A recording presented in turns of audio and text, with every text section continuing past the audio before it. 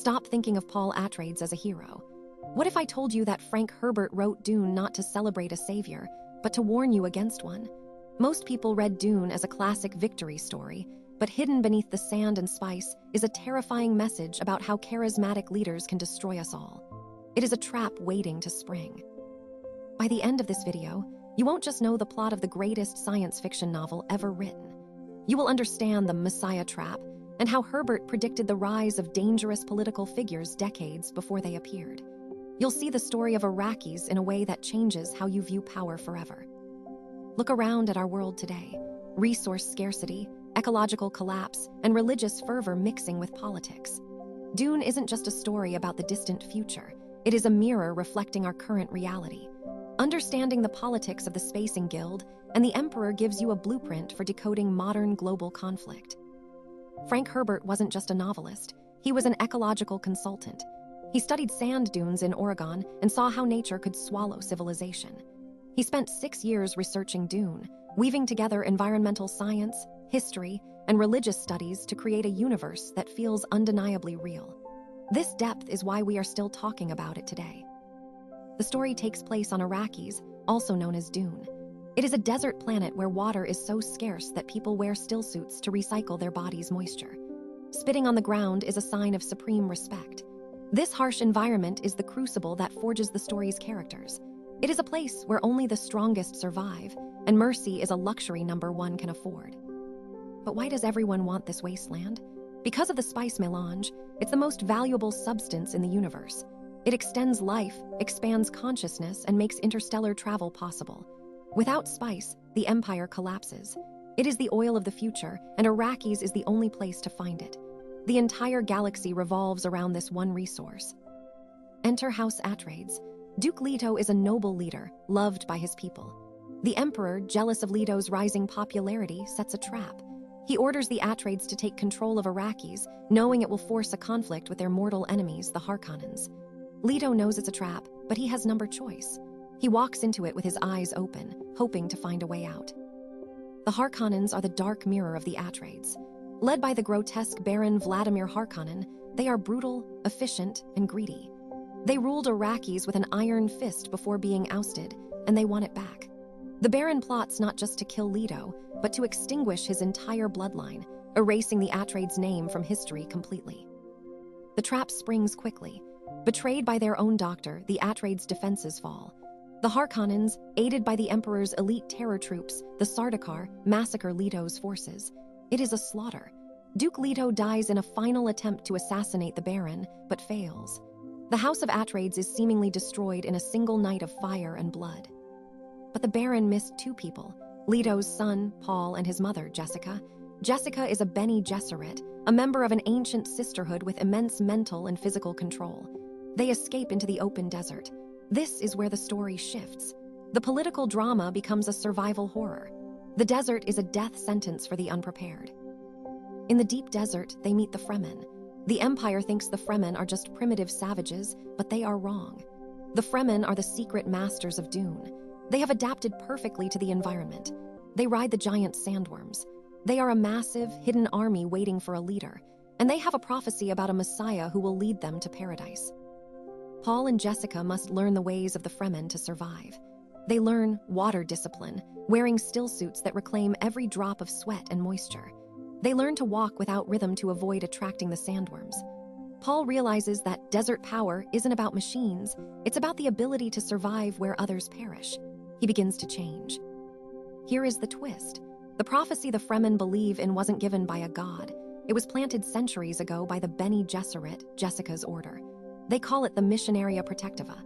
It's a fail-safe, superstitions planted on primitive worlds so that if a sister is ever stranded, she can use the legends to protect herself.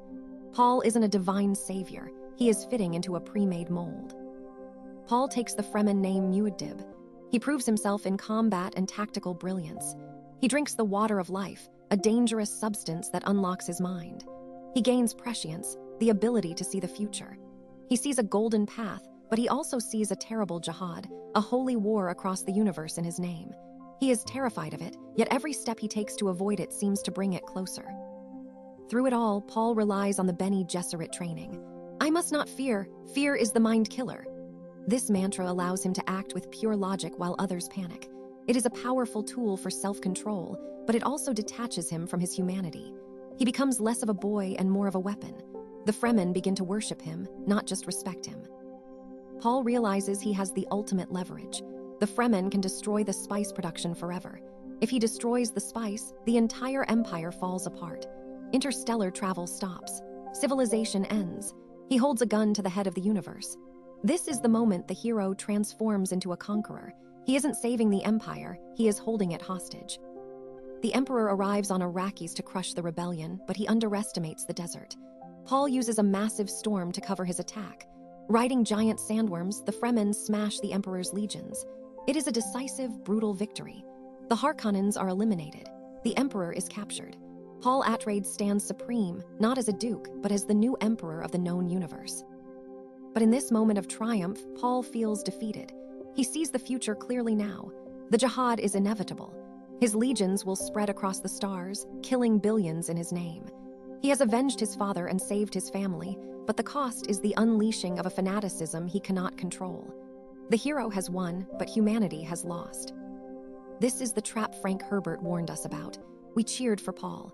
We wanted him to defeat the Harkonnens. We wanted the underdog to win. But by cheering for the charismatic strongman, we enabled a tyrant.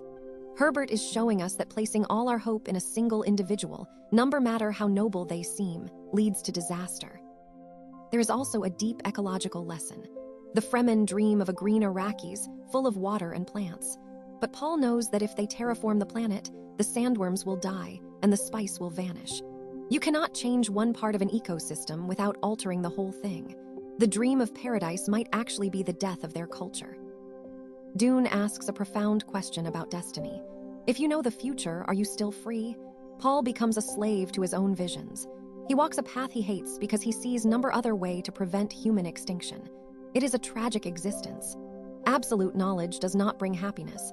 It brings absolute responsibility and absolute loneliness. Remember the very first scene? The Reverend Mother tests Paul with the Gom Jabbar. He puts his hand in a box that inflicts infinite pain. If he pulls out, he dies. He has to override his animal instinct to flee pain. This defines the whole book. A human is someone who can endure pain to achieve a higher purpose. An animal just reacts. Before reading Dune, you might look for heroes to save the world. After Dune, you realize that salvation cannot come from one person. It must come from the collective. You start to question the narratives given to you by those in power. You start to look for the strings attached to the prophecies of our modern world. So what can you do today? Apply the Dune test to the leaders and influencers you follow. Are they encouraging you to think for yourself, or are they asking for blind faith? Beware of anyone who claims to have the only solution to all your problems. As Herbert said, number more terrible disaster could befall your people than for them to fall into the hands of a hero. Dune is a masterpiece because it refuses to give you easy answers. It forces you to grow up. It tells you that the desert is harsh, the universe is indifferent, and the only thing you can truly control is your own mind. The sleeper must awaken. Don't let the spice of comfortable lies keep you asleep. The saga continues far beyond this first book, getting even stranger and more philosophical. But the core message remains. Power attracts the corruptible. Absolute power relies on the absolute submission of the masses. Dune challenges you to break that cycle, to be the master of your own destiny, and to respect the delicate balance of the world you live in. Frank Herbert left us a warning etched in sand. It is up to us to heed it. As we face our own ecological crises and political upheavals, the lessons of Arrakis are more vital than ever. Read the book, understand the warning, and never stop questioning. That is the true way of the desert. If you want to dive deeper into the world's most powerful books, make sure to subscribe to Book Summaries Repo. We break down the complex ideas that shape our world. Hit that like button if you learned something new today.